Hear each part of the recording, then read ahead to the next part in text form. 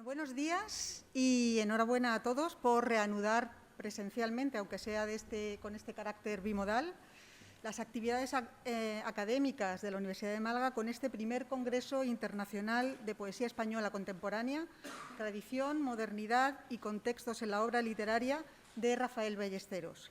Lo primero que quiero hacer es felicitar a los organizadores, a los directores, José Lara Garrido y Belén Molina, y también a su secretario Pedro Plaza, por la excelente iniciativa de que la obra de Rafael Ballesteros sea el leitmotiv de este Congreso Internacional y por hacer de esta actividad académica un punto de encuentro entre especialistas, amigos y maestros. Y es que en calidad de especialista en poesía contemporánea y por esto mismo como maestro para quienes hemos seguido su trayectoria y su producción a lo largo de décadas, pero sobre todo como amigo, no porque sea más importante que lo anterior, sino porque es más cercano a mis preferencias y más caro a mis valores personales, tengo el placer y la alegría de presentarles a Julio Neira, el conferenciante inaugural de este Congreso Internacional.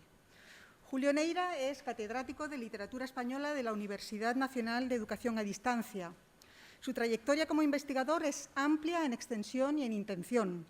Ha participado y dirigido numerosos cursos, seminarios y congresos en el ámbito de su especialidad, tanto en universidades españolas como en extranjeras del prestigio de Oxford, por ejemplo, o de la Universidad de California de Los Ángeles, Dickinson College, etcétera, París, Roma, etcétera, etcétera. Ha indagado incansable en la obra de autores de la literatura moderna y contemporánea, desde los y las poetas del 27 hasta aquellos más cercanos en el tiempo como José Antonio Muñoz Rojas, Pepe Hierro o el que ahora ocupa nuestra atención, Rafael Ballesteros. De su extensa bibliografía voy a citar solo algunos textos para que se puedan hacer una idea de lo amplio de sus intereses. En 2015 publicó De musas, aeroplanos y trincheras, poesía española contemporánea, donde recorre la poesía peninsular desde Juan Ramón Jiménez hasta el que entonces, bueno, todavía es un joven poeta como es Lorenzo Oliván, aunque ya no sé si se puede hablar de jóvenes poetas en esa edad. En 2014 aparece en el muy querido sello editorial malagueño El Toro Celeste, La quimera de los sueños, claves de la poesía del 27, y en la Fundación Lara, Memorial de disidencias, vida y obra de José Caballero Bonal. De 2012 datan dos estudios excepcionales sobre la poesía contemporánea que tienen a la ciudad de Nueva York como protagonista: Historia poética de Nueva York en la España contemporánea y Geometría y angustia, poetas españoles de Nueva York. De 2013 son sus 12 escorzos de Gerardo Diego. No podía no citar esta obra de Gerardo Diego, cuyo primer título es Transluz de vida. Y más recientemente ha coeditado dos textos, 12 escritores contemporáneos de 2017, que debería ser una obra de cabecera para cualquier estudiante de filología hispánica, sobre todo de los últimos años, porque hace un recorrido contextualizado de análisis textual de autores que van desde la modernidad hasta la actualidad, y de 2021, Literatura española y género. 2021 está, por tanto, siendo un año bastante fructífero a pesar de la pandemia, porque además de este libro aparecen dos más: Gestión de simulacros, la poesía de José Manuel Caballero Bonal, y Claves para el estudio de la poesía del 27. Cualquiera puede sorprenderse por esta actividad productiva, incluso para alguien que se dedique exclusivamente a la investigación y a la docencia, pero es que además Julio Neira ha compaginado durante años su labor investigadora y docente con la promoción cultural desde la arena política. Fue director del Centro Cultural de la Generación del 27 entre 2003 y 2008, director del Centro Andaluz de las Letras entre 2008 y 2010 y, posteriormente, director general del Libro, Archivos y Bibliotecas de la Junta de Andalucía hasta 2012. Y hoy tenemos la suerte de contar con él para esta conferencia inaugural, en lo que seguro será una iluminadora lección que lleva por título La obra poética de Rafael Ballesteros, tradición y transgresión. Les dejo ya con el profesor Neira. Gracias.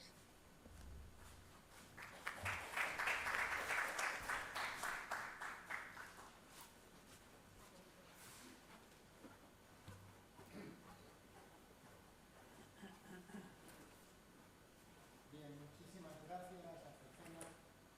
Muchas gracias al organizadores del Congreso, Pepe Lara, Belén Molina, y al secretario Pedro J. Plaza por haberme encomendado el honor de abrir el Congreso sobre una figura tan querida para mí en lo personal y en lo poético, como es Rafael Ballesteros. Y muchas gracias por la sorpresa de que fuera o haya sido Azucena López Cobo quien me haya presentado, porque es una persona a la que tengo un especial aprecio y admiración.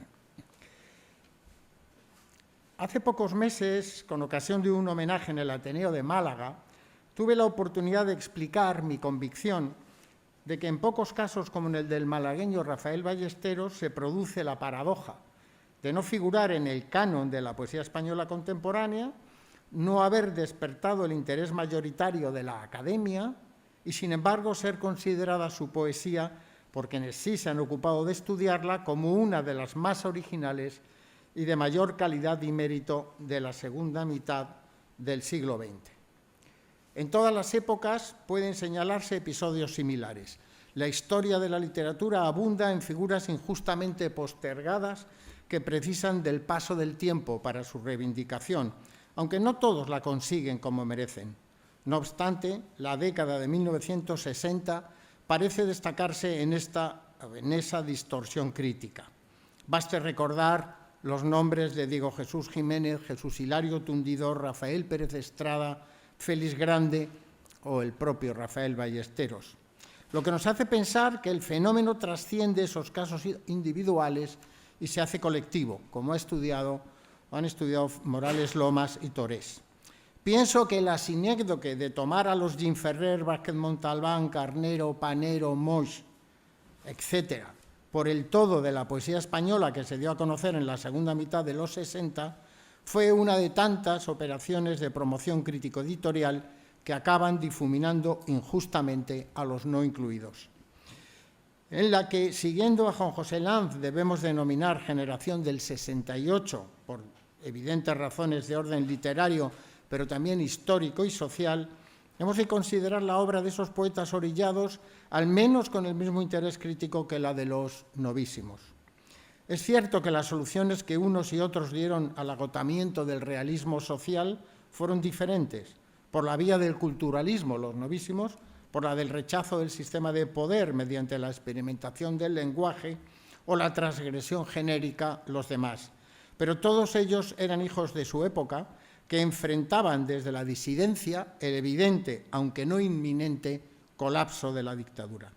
Por tanto, si no queremos seguir haciendo una historia literaria simplificadora y reduccionista, habrá que revisar con amplitud de perspectiva el canon del último tercio del siglo XX, sobre todo respecto a autores de tanta calidad y trayectoria tan rica como la que desarrollaron los citados, y otros luego, como José Infante, Clara Janés, Juana Castro, etc. Centrándonos en Rafael Ballesteros, ya Juan Antonio Masoliver Ródenas, a propósito de su segunda obra, Turpa, convencido de la ceguera de la crítica para descubrir modelos de ruptura con la decadencia literaria, afirmaba: no hay por qué escandalizarse, pues, si los poemas de Rafael Ballesteros encuentran no ya una mala prensa, que sería mucho encontrar, sino el más significativo de los silencios. Un poemario difícil, cerradísimo, donde los clásicos valores de contenido y calidad literaria quedan en entredicho y no pueden aplicarse aquí. Respecto a Jacinto, afirmaba ya Martínez Sarrión en su reseña a la primera entrega que se trataba de un texto, cito, insólito en el canijo y espiritado diorama de la poesía castellana de ahora mismo, y lo relacionaba con empresas poéticas de la entidad de las llevadas a cabo por Milton o el Góngora de los poemas mayores, vinculación que reiterarían luego Rosa Romojaro y José María Balcells, para quien Jacinto se trata de, cito, uno de los esfuerzos creadores de manipulación verbal más colosales de los últimos años, para lograr una voz literaria personalísima donde no se olvida la belleza. García Ronda evoca a Dante en su lectura de Jacinto, y Morales Lomas y Torés lo consideran, Cito no ya uno de los mejores poemarios de Rafael Ballesteros, sino de nuestra lírica, drama sinfónico sin parangón. ¿A qué se debe entonces la desatención casi general de críticos y profesores hacia una personalidad poética de tal calibre, que debería contar ya con una bibliografía mucho más numerosa y algunas tesis doctorales? Tal vez la clave del enigma estribe en la naturaleza misma de esa poesía, bastante hermética por exigente consigo misma, que según José Enrique Martínez Fernández se ha escrito para ser asimilada como una aventura personal y solitaria. Ángel Alcalá, autor de una larga entrevista con el poeta, destaca: profundidad, intensidad y densidad son las palabras claves que Rafael Ballesteros ha ido pronunciando ante las diversas cuestiones planteadas en torno a la literatura y la vida. La poesía de Rafael Ballesteros no es de lectura fácil, así como tampoco lo es su composición. Y el propio Rafael Ballesteros reconoce: yo no soy especialmente entendido nunca. Eso es así y no hay que darle más importancia. De manera que podríamos concluir en primera instancia que las cualidades que hacen excepcional su poesía en el contexto de su tiempo, originalidad, profundidad temática, innovación técnica, lenguaje poético personalísimo, etc., son la causa de su incomprensión por una crítica y un ámbito académico más propensos al manido encasillamiento estilístico y generacional que a la detección de creaciones poéticas singulares. Y ya advierte el mismo Rafael Ballesteros: no creo en las generaciones, creo en los poetas. Tampoco puede ser ajena a la poca popularidad de la poesía de Ballesteros su radical independencia de las modas imperantes en el sistema literario durante las últimas décadas. Siendo esta una de sus grandes virtudes, supone un lastre para su difusión mediante premios, suplementos literarios y otros mecanismos de marketing lírico generalizados. Una poesía como la suya atenta a los grandes problemas del ser humano, producto de una reflexión de profundidad metafísica y expresa a través de una depurada elaboración del lenguaje, no encajaba en absoluto en los patrones que se pusieron de moda en la década de los 80. Una poesía bastante experiencial, de ámbito urbano, consuetudinaria y expresada en un lenguaje que, por quererse accesible a un público amplio, se acercaba a un nivel estándar. En ocasiones, sin embargo, confluencias azarosas que nunca mejor que ahora podemos considerar justicia poética, restituyen parte del reconocimiento antes estimado. Así, la Asociación Colegial de Escritores y Críticos de Andalucía le otorgó en 2019 el Premio de las Letras Andaluzas, Elio Antonio de Nebrija, que le fue entregado en octubre de 2020. Y ahora la Universidad de Málaga le dedica este congreso que eleva a rango académico el interés por su importante obra poética. En los años 80 hubo en la Universidad de Málaga también lo que se llamó Congreso de Literatura Española Contemporánea, y el primero de ellos fue sobre una figura tan poco reconocida entonces como José Moreno Villa. Este primer congreso de la nueva época del Congreso de Literatura Española Contemporánea empieza también con un grandísimo escritor que seguramente conocerá el incremento de su reconocimiento, como ocurrió con José Moreno Villa. La trayectoria de Rafael Ballesteros, no nos referiremos a su obra narrativa ni a su teatro, cuenta más de medio siglo y un número de libros lo suficientemente numeroso para obligarnos ahora a trazar solo una panorámica sucinta, pues cualquier detenimiento en los temas, la estructura y el lenguaje poético de cada uno de ellos, que por otra parte vendrán en posteriores intervenciones en este congreso, excedería la razonable extensión de mi intervención. La primera recopilación de su poesía, escrita entre 1969 y 1989, publicada por el Ayuntamiento de Málaga en su colección Ciudad del Paraíso, con una introducción de José María Balcells, data de 1995.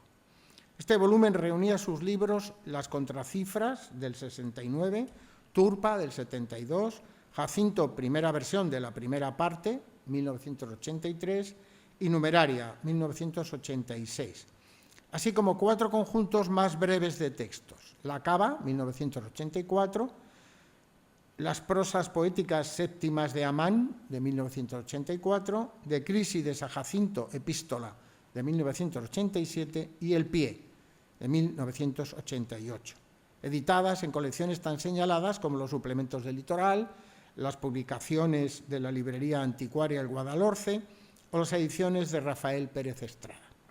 El proceso de edición de este volumen recopilatorio debió de ser muy largo, pues inexplicablemente dejó fuera un libro publicado 4 años antes de la fecha de edición. La recopilación es del 95 y Testamenta se publicó en el 91, cuya escritura está fechada por su autor entre octubre del 87 y julio del 89, es decir, que entraba plenamente en ese momento que recogían los demás libros. También se omitieron los 2 breves poemarios iniciales de Ballesteros, Desde dentro y desde fuera, publicado durante su estancia universitaria en Iowa en 1966, y Esta mano que alargo, del 67, una serie incluida en el volumen 10 jóvenes poetas, selección publicada en El Bardo, y que constituye una auténtica prehistoria poética que seguramente su autor prefirió olvidar, porque en esos textos todavía no sonaba su voz más personal y eran tributarios de los esquemas de una poesía social ya declinante. Un segundo volumen reunió en 2015, 20 años después, los poemarios escritos por Rafael Ballesteros en ese periodo, con un amplio y excelente estudio introductorio de Juan José Lanz, Poesía, 1990-2010. Allí encontramos, además de Testamenta, el texto en prosa poética de Los Poderosos, del 96, la serie de aforismos Fernando de Rojas, acostados sobre su propia mano, publicados en 2 entregas en 1999 y 2002, muy relacionados con la 4ª parte de Jacinto, y los libros de poemas Los dominios de la emoción, que apareció en la editorial Pretextos en 2003, y Nadando por el fuego, publicado en 2012 en la localidad francesa de La Bastide-d'Armagnac, en una edición novenal bilingüe con traducción al francés del hispanista Lucien Castella. En 2019 apareció el hasta ahora último volumen poético de Rafael Ballesteros, Jardín de Poco, que reúne, como ha explicado antes el subdelegado del Gobierno, 3 libros escritos desde 2010, Contramesura, Almendro y Caliza y Jardín de Poco. Y nos consta que otros 4 esperan ya su oportunidad editorial. En la introducción a la primera recopilación, José María Balcells establecía para el primer periodo de la obra de Ballesteros, con cierta precipitación, pues faltaba la perspectiva de lo mucho que al autor le quedaba por escribir, 2 etapas poéticas diferenciadas. La primera incluía, desde su primera publicación en 1966 hasta el 72, Turpa. La segunda abarcaba lo escrito en la década de los 80. Era obvio el criterio cronológico y la cesura que imponía el silencio entre 1972 y 1983. Sin embargo, el propio Balcells advertía que ese lapso temporal no había sido de silencio creador, sino solo editorial, pues en esos años de intensa actividad política, el poeta había escrito textos que quedaron inéditos, a los que él denomina buhomerías. Ballesteros recuerda vagamente que se trataba de reflexiones poéticas y morales, apuntes, notas en prosa lírica y tal vez algún poema desechado de la edición de Turpa, consecuencia de la observación de la realidad al modo de un búho que contempla inmóvil y silente el mundo que le rodea. De todas formas, creo que Balcells, en la clausura de este congreso, hablará de estos textos. La primera etapa es la de los años de su militancia clandestina en el PSOE, aún ilegal, su detención y prisión en Barcelona, su incorporación a la Ejecutiva Federal de ese partido, luego, tras la muerte de Franco en el 75 y la transición democrática, su elección como diputado al Congreso por Málaga. También reconoce Balcells que hubo más distancia estética entre Turpa y sus precedentes que respecto a Jacinto, y que la Cava, Séptimas de Amán y Numeraria tenían rasgos que los vinculaban entre sí y los separaban de Jacinto. lo que hacía poco fiable su propia clasificación. Además, señalaba Balcells la especificidad de Jacinto. Cito: dicho título reviste un notable grado de autonomía en la producción del escritor, ya que su índole misma lo convierte en artefacto extraordinariamente singular. Más tarde, conocida su obra posterior, Balcells vuelve a distinguir en la poesía ballesteriana dos etapas, definidas por el énfasis en la dualidad oscuridad versus claridad que tendría en la primera parte de Jacinto su fulcro. Desde las contacifras se habría producido lo que Balcells denomina un proceso de hermetización continuo. Desde la cava, el poeta comenzaría un camino deconstructivo de la opacidad y fue avanzando hacia una poética cada vez menos oscura que permitiese apreciar mejor sus logros estéticos y acceder a sus meditaciones cavilosas. Por su parte, Francisco Ruiz Noguera calificaba como diferente su poesía al reseñar el volumen primero, el recopilatorio, y destacaba como rasgos fundamentales de su escritura el barroquismo de su estructura y el de su concisión. Cito a Ruiz Noguera: rehuye lo obvio y puede adquirir un carácter de oscuridad, pero no por el adorno, sino por la depuración, porque en la enunciación a veces se elida cualquier vestigio explicativo que pudiera servir de nexo o trabazón expresa entre las distintas partes del discurso, mientras que aparecen como nucleares lo que es sustantivo y lo que es acción. Sin embargo, la continuación de Jacinto a lo largo de los años 90, en la primera versión de la segunda parte del 97, de la tercera parte del 98 y de la cuarta y última parte del 2002, con evidente coherencia estilística y conceptual y similar hermetismo, permite cuestionar a posteriori la idoneidad de una periodización basada en la cronología a que tan aficionada se muestra la historiografía académica. Porque las 4 partes de Jacinto se convierten en la espina dorsal del conjunto de la obra poética de Ballesteros. Abarca los 30 años de su escritura de la primera versión, 1972-2002, y luego 10 más de la elaboración de su versión definitiva, 2003-2013. Les confieso que en las fechas no estamos muy de acuerdo, pero bueno, es lo mismo.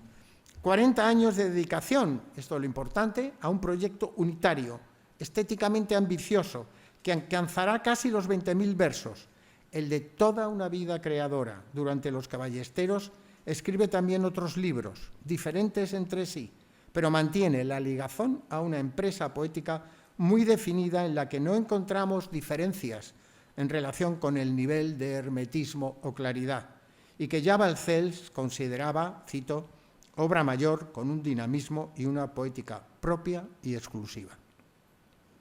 En este sentido, Juan José Lanz advierte la vinculación de Testamenta con Numeraria y con ellos de los dominios de la emoción y de Nadando por el fuego. Y añado yo, de los 3 del último, Jardín de Poco, por la misma voluntad indagatoria y similar anhelo de experimentación lingüística, aunque presenten menos opacidad y un parecido tono meditativo a los textos intermedios de Los Poderosos y Fernando de Rojas acostado sobre su propia mano. Sin embargo, Lanz estima que esos 20 años transcurridos entre Testamenta y Nadando por el fuego sí deben ser considerados un nuevo periodo en la escritura del malagueño que apunta a la superación de los modelos expresivos fijados en las etapas anteriores, que discurrían por vías paralelas en una síntesis que los integra en un sistema único culminado en sus 2 últimos libros, Los dominios de la emoción y, sobre todo, Nadando por el fuego. Alfredo López Pasarín, en su introducción al Jardín de Poco, siguiendo a Lanz, concibe la obra poética ballesteriana como una alternancia, confluencia de maneras poéticas. A, una línea más hermética, que sería la más característica del poeta malagueño y que en mayor o menor grado no desaparecerá nunca, es la que genera Turpa, Jacinto y Testamenta. B, otra que denomina reflexión meditativa en tono ético, que predomina en la cava y los dominios de la emoción. Y C, una manera de poesía sentenciosa y aforística de raigambre histórica, característica en De Crisis de San Jacinto, de los poderosos, y Fernando de Rojas acostado sobre su propia mano. Mientras Nadando por el fuego sería una síntesis de las tres líneas. López Pasarín afirma que a su juicio lo mejor que ha escrito Ballesteros en toda su trayectoria es Testamenta, por la originalidad y el rigor de su estructura, la profundidad de su pensamiento y su simbolismo, y la exactitud de la dicción. Como todas las afirmaciones basadas en gustos personales, es muy respetable su elección, aunque no parece necesario decantarse por una u otra dentro de un conjunto de obras, todas ellas caracterizadas por esos criterios. Como el mismo crítico reconoce, el autor ha mostrado su preferencia por Jacinto, que reúne todos esos criterios también en sumo grado. En nuestra opinión, considerada la trayectoria poética desde la perspectiva global de más de medio siglo transcurrido, más que por su segmentación en etapas o épocas diferenciadas, debe caracterizarse como una continuidad en la que, con las lógicas variaciones y modulaciones internas, no siempre en progresión lineal, sino con retrocesos o atenuaciones de la dificultad del lenguaje poético, una misma voluntad creadora y un coherente universo temático guía la escritura de Ballesteros según parámetros a los que es fiel desde sus primeras tentativas. Explicarse a sí mismo, indagando en la propia identidad y las peripecias de la vida humana, siempre en tránsito, en permanente diálogo consigo y con los demás, desde una irrenunciable voluntad de estilo y una lengua poética propia bajo la concepción de la poesía como un asunto no limitado a la esfera del conocimiento, del sentimiento o de las vivencias, sino intrínseco al ámbito de la experiencia del lenguaje. En la poética desarrollada en esa trayectoria, sobre todo, pero no solo en las obras de su primera parte, Balcells distinguió 5 claves fundamentales. La planificación muy elaborada, aunque diversa, de los libros, la ordenación estructural de la materia poética en partes, cierta teatralidad originada por su frecuente composición dialógica, la introspección en la realidad interior y el entorno del poeta como instrumento de autoconocimiento y, por último, un personalísimo uso del lenguaje resultante de la transgresión de las convenciones gramaticales en todos los planos, fónico, morfosintáctico y semántico. En los libros publicados entre 1990 y 2010, Juan José Lanz señala otras claves complementarias.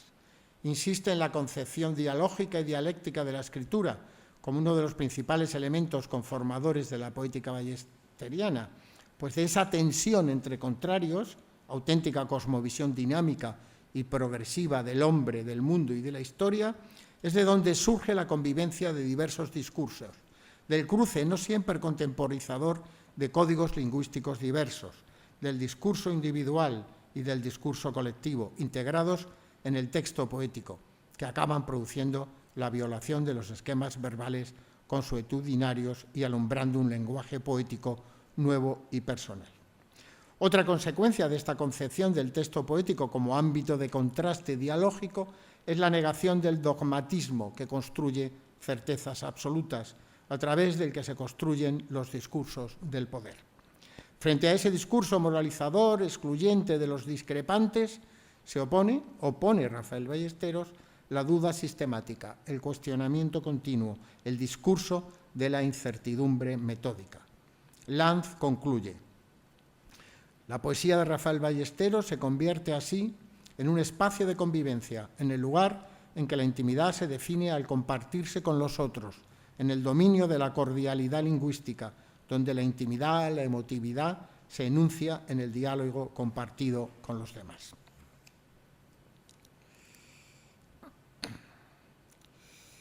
La verdad es que he preparado una conferencia larga y que, si leo, nos vamos a ir de mucho tiempo. Yo creo que, como va a ser publicada, es mejor que la resuma, porque tendrán ustedes el repaso de cada uno de los libros de Rafael Ballesteros en el texto escrito que podrán leer. Voy a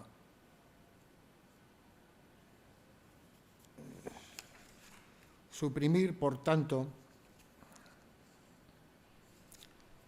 esa parte de la conferencia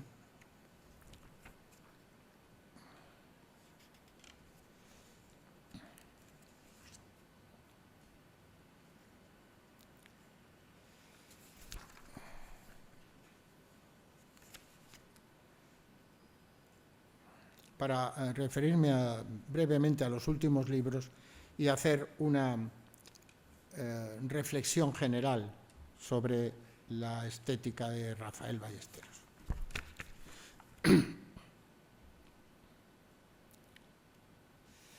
En julio de 2019, cumplidos ya los 80 años, lo que inserta a Rafael Ballesteros en la tradición de poetas longevos en plenitud creadora, como Rafael Alberti, Pablo García Baena o José Manuel Caballero Bonal, entre los contemporáneos, yendo más lejos, Calderón de la Barca, que no es mala compañía, se publicó Jardín de Poco, volumen que reúne 3 libros escritos entre 2010 y 2018, Contramesura, Almendro y Caliza y Jardín de Poco.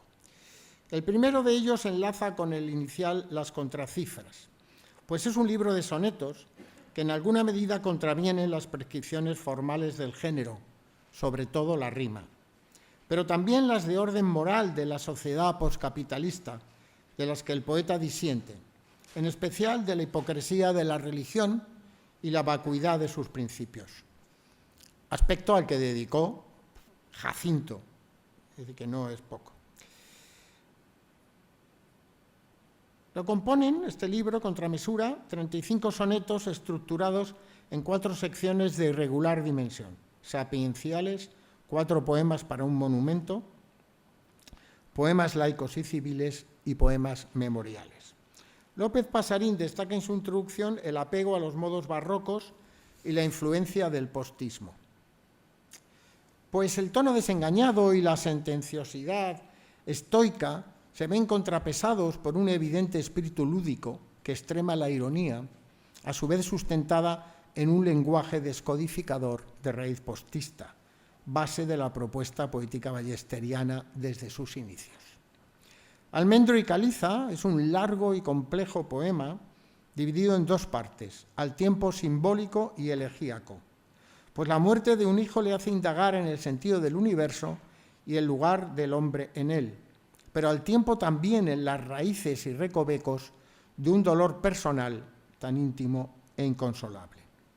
Jardín de Poco está compuesto por 54 poemas sin título ni estructura, en los que se hace muy explícito el carácter dialógico de toda su poesía, pues en el entorno de un jardín, ámbito tan clásico en la poesía española, el anciano, que ya es el poeta, contempla la vida en torno y conversa con el niño que fue, acerca de expectativas y balance de vida, con la certeza en la proximidad de la muerte como sustrato de la reflexión del sujeto poético. El conjunto de los 3 libros atenúa notablemente la anterior tendencia al hermetismo, que prácticamente desaparece.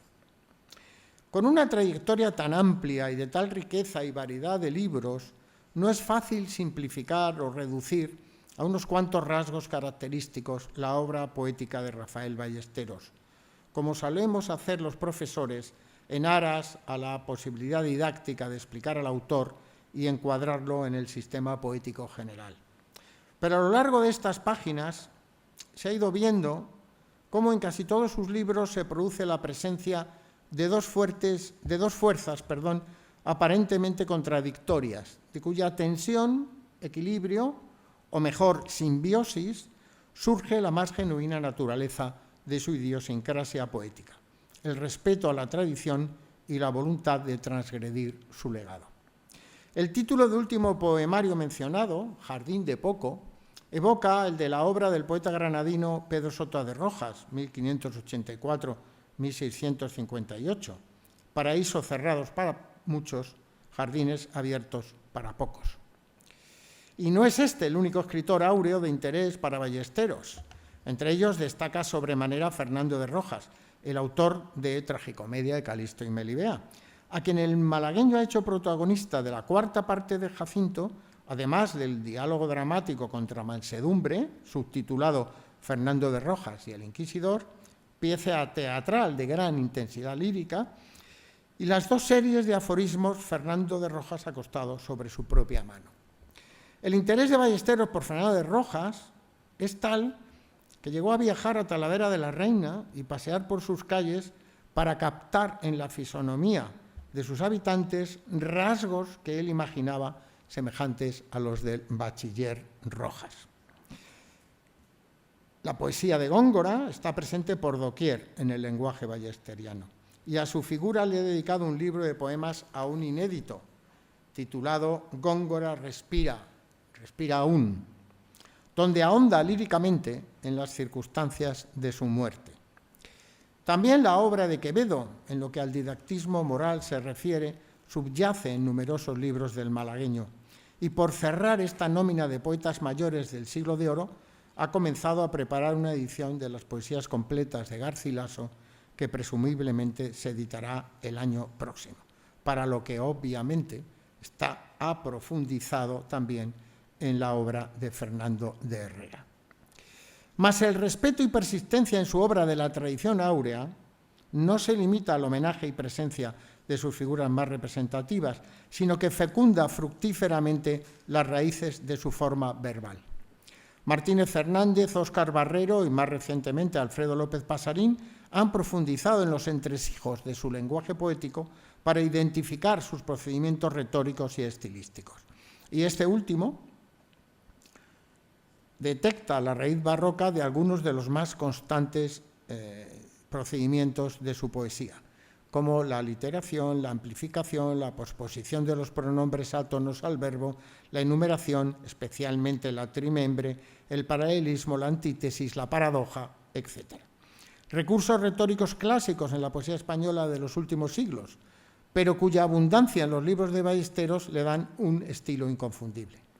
Ya en una temprana reseña de Turpa, José María Sala, en el año 73, en La Vanguardia, señalaba esos vínculos barrocos desde sus primeras obras. Cito, combinará Ballesteros para superlativizar su verbo con la libertad que la poesía ha ido consiguiendo desde mediados del siglo pasado. La paradoja y el doble valor, la polisemia contextual, las referencias cultas y la palabra precisa, el juego fonético y la disposición tipográfica. Hay, por todo lo cual, un acercamiento a la estilística del barroco, ya constatable en las contracifras y muy en especial del conceptualismo.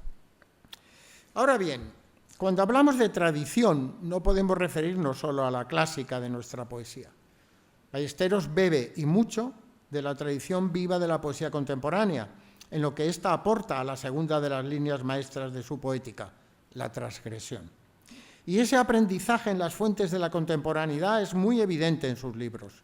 Fernando Pessoa y el juego de espejos en que se indaga la identidad propia es el sustrato de la primera parte de Jacinto. El huidobro de Altazor es precedente de su dislocación de las palabras, sean sustantivos, adjetivos o verbos, en nuevos vocablos. César Vallejo es también poeta de cabecera para Ballesteros, que aprendió en Poemas Humanos su lección de escribir sonetos que en puridad no lo son. Y de España, aparte de mí este cáliz, el compromiso de la solidaridad con los demás, que dota de significado toda su trayectoria. En Blas de Otero, sobre quien llegó a planear hacer una tesis doctoral, capta otros rasgos que también caracterizarán su poesía: la ironía, la dignidad y los subterfugios para bordear proscripciones censorias. Del postismo y en concreto de Gabino Alejandro Carriedo procede el ludismo lingüísticamente subvertor, como él podría decir, que completa el puzzle que hace de que un texto de Ballesteros sea tan identificable como suyo.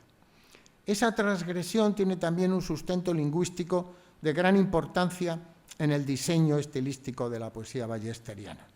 En su temprana reseña a Turpa, mencionada al principio de mi lectura, Juan Antonio Masoliver supo advertir que, cito, Ballesteros emplea un lenguaje nuevo y a la vez tradicional para crear una atemporalidad que no suponga rechazo de lo temporal. De ahí la mezcla de experimentalismo y arcaísmo, de palabras en desuso y de obras inventadas, no para evocar, sino para definir la precisión y la imprecisión. También la estructura rítmica parte de la misma exigencia. Clásico en cuanto a la base es una combinación de heptasílabos y endecasílabos.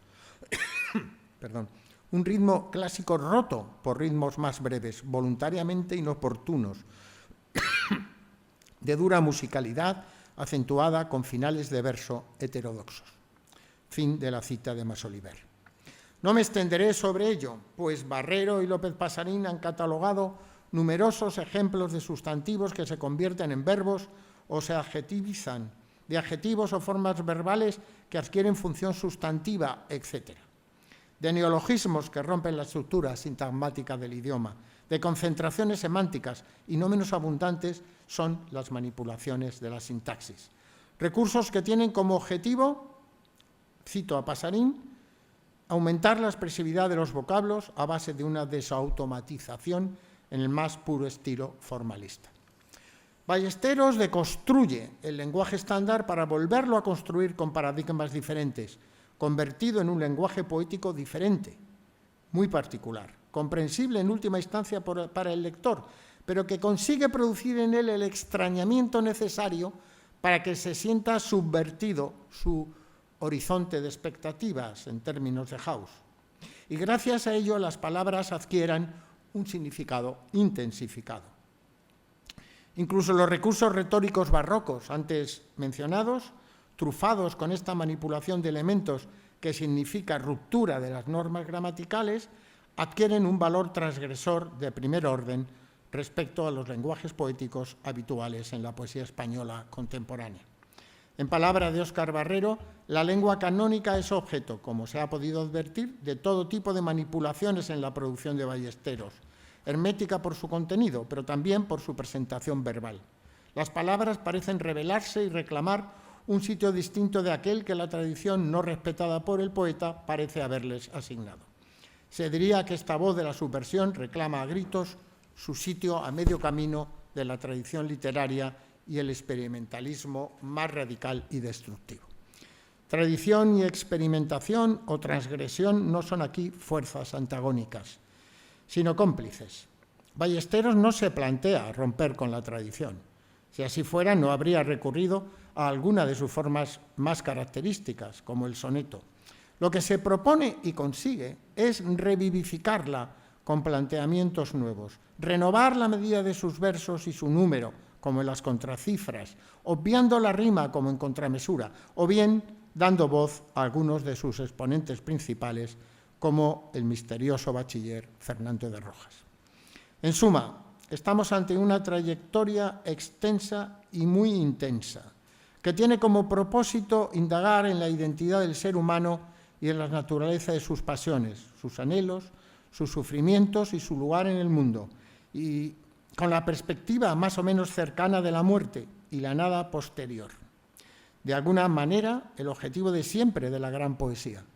Y esa indagación se expresa mediante la experimentación en las estructuras del lenguaje para ensanchar sus límites, deshaciendo en ocasiones sus costuras para alumbrar un lenguaje poético nuevo que pueda decir más.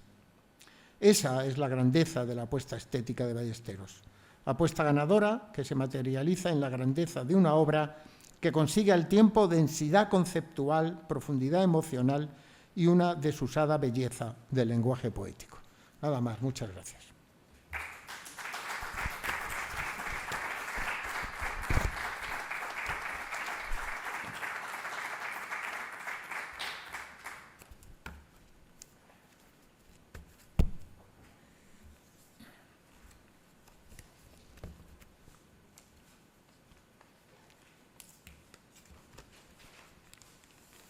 ¿Hay algún tipo de coloquio?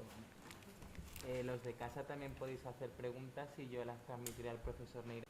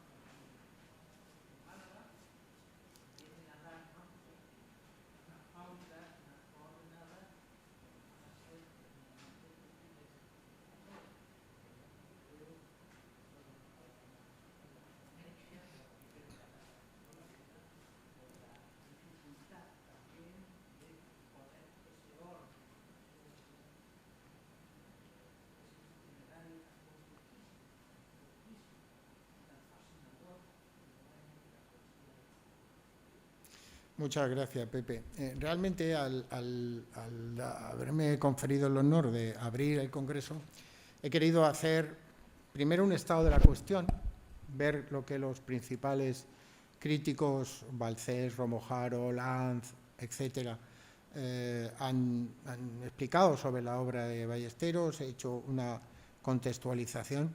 La parte que he omitido, pero que podrán encontrar en el texto escrito, voy repasando, sin profundizar en cada uno, pero sí voy repasando todos los libros que ha publicado Rafael, con una visión panorámica, un poco para eso, para poner en contexto la obra de Rafael, para hacer un estado de la cuestión crítica, y que luego en el libro entren pues análisis más particulares, como el de Antonio sobre las contracifras, etcétera, etcétera, ¿no?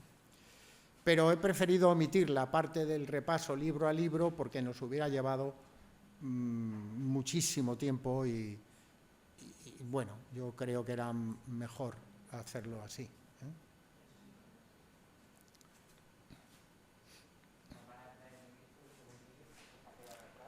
Es posible que el autor pueda intervenir también, ¿eh? Que es posible que puedas intervenir y decir, no estoy de acuerdo con eso. Sería lo propio, ya que tenemos la oportunidad de estudiar a un autor vivo, que eso no suele pasar. Pero sería un bochorno. No te imaginas que ahora Rafael diga, eso que has dicho no está bien.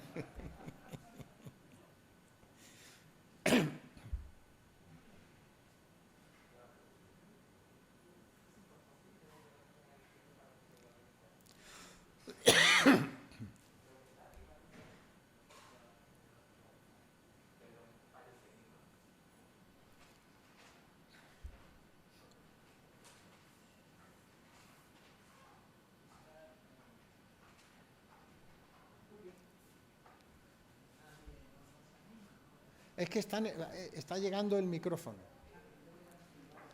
Sí, hay una petición de palabra.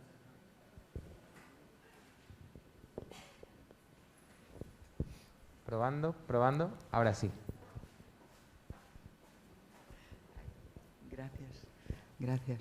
Bien, yo en primer lugar felicitarte por esta exposición, que ha sido un resumen muy resumido de lo que es un gran estudio sobre la obra del maestro. Felicidades y gracias, por supuesto. Y ya está, y poco más, porque una aprende precisamente de un maestro de tantísimos años de trayectoria y investigando no solo con un conocimiento profundísimo de lo que es la literatura española, de lo que se ha estudiado desde los institutos y hemos estudiado, y bueno, es muy interesante todo lo que se ha ido analizando aquí sobre Rafael. Rafael, ya que estás aquí, felicidades precisamente por tu trabajo y gracias también. Yo creo que en la obra de Rafael lo que más llega es su compromiso profundo con el ser humano. Yo lo consideraría humanista, esta palabra que ahora estamos reivindicando desde tantos foros, porque además, sin dejar de estudiar lo clásico, lo que has hablado de barroco, y romper con eso y crear algo nuevo, es muy difícil. Y aportar actualidad a formas tan clásicas, por un lado no dejar de lado el conocimiento de siglos de historia de castellano y crear algo nuevo es complicado. Entonces yo creo que la obra es un referente para todos los que nos gusta la literatura de verdad, no los que solamente hablan por hablar o escriben por escribir, porque sentimientos los podemos volcar todos, pero con arte, con cuidado y seleccionando las palabras y sobre todo, como has dicho, con humor. En fin, es que has hecho una exposición perfecta. Enhorabuena y muchas gracias. Paso el micro. Muchas gracias.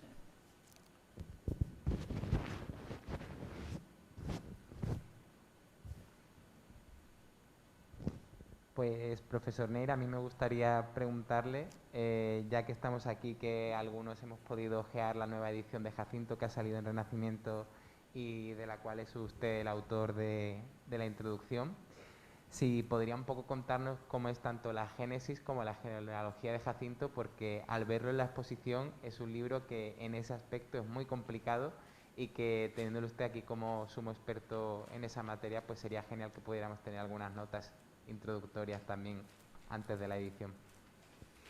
Perdona, no te he entendido. ¿Sobre la génesis de Jacinto o sobre la edición esta? Sobre su génesis y su genealogía, ya que usted lo conoce desde cerca, a diferencia del público mayoritario. Bien. Bien, hace unos años Rafael Ballesteros en una de las muchas veces que hablamos, que nos vemos, me dijo que quería editar el Jacinto, la versión definitiva de Jacinto, en un solo volumen. Entonces han sido unos cuantos años en los que hemos ido trabajando. Él me explicó cuál era el núcleo conceptual de la obra. En suma, Jacinto es el juicio final, que se hace sobre un muchacho que está en ese momento de tránsito, su alma está en el momento de tránsito, y hay un juicio final con personajes como, por llamarlos como los conocemos vulgarmente, Dios, la Virgen, los ángeles, los arcángeles, Belcebú o Satán Belcebú, la muerte, etc. Entonces, para decidir cuál es la sentencia de ese juicio final y la salvación o la condenación de ese alma, si digo algo que no está bien, me corrige, Rafael. Entonces se hace lo que se llama, se le exponen a 4 sanedrines en los que diversos personajes van interrogando a ese joven Jacinto.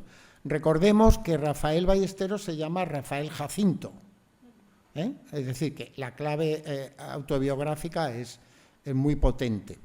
El primero de los interviene un profeta, Zacarías, y el primero de los sanedrines es en torno a don Rodrigo, el personaje histórico sobre cuya identidad y en la historiografía tanta discusión, porque tampoco se sabe muy bien cuál fue el papel de Rodrigo en la caída de los reinos visigodos y la invasión musulmana. Entonces, el cuestionamiento que hace este Sanedrín es acerca de la posibilidad de que el hombre se conozca a sí mismo. La identidad. El núcleo de cuál es la identidad, la naturaleza de la identidad del ser humano. Luego interviene, espero no equivocarme en el orden, Omar Khayyam. Omar Khayyam es el segundo. Omar Khayyam, el poeta perso de las rubayatas, etcétera, etcétera, en donde la discusión o las preguntas, las reflexiones, todo esto son reflexiones y discusiones de gran amplitud y réplicas y contrarréplicas, van interviniendo el coro negro, que es el coro del infierno, el coro de los ángeles, es decir, ahí hay toda una disputa. Por eso se ha denominado autosacramental a esta obra, ¿no? Al modo de los autosacramentales, donde personajes simbólicos intervenían con reflexiones de índole teológica y religiosa. Bien, Omar Khayyam interroga sobre el mundo de los sentidos, el mundo de los sentidos, lo perceptible, el goce, lo sensorial. La tercera parte es en Rosa Luxemburgo, la gran teórica del socialismo. Rosa Luxemburgo, en cuya realidad histórica se produjo esa gran discusión interna dentro del Partido Socialista Alemán sobre la ética en el comportamiento de los partidos frente a la, digamos, estrategia, plantea el dilema de si lo que hay que transmitirle al pueblo es lo que de verdad se debate en el interior del partido, o si las reflexiones internas de la política deben supeditarse a un planteamiento para captar los votos y para captar el apoyo del pueblo. Es decir, hay una discusión importante sobre la ética del comportamiento político. Ética frente a pragmática o ética frente a estrategia partidista. Por tanto, en esta parte de Jacinto, lo que se cuestiona es la práctica de la política. Y el último es Fernando de Rojas. Fernando de Rojas, ¿no? Exacto, te lo acabo de decir. Fernando de Rojas. Y toda esa parte, el debate de esta parte se refiere a la poesía, a la construcción de la poesía, a la poesía como expresión del ser humano, ¿no?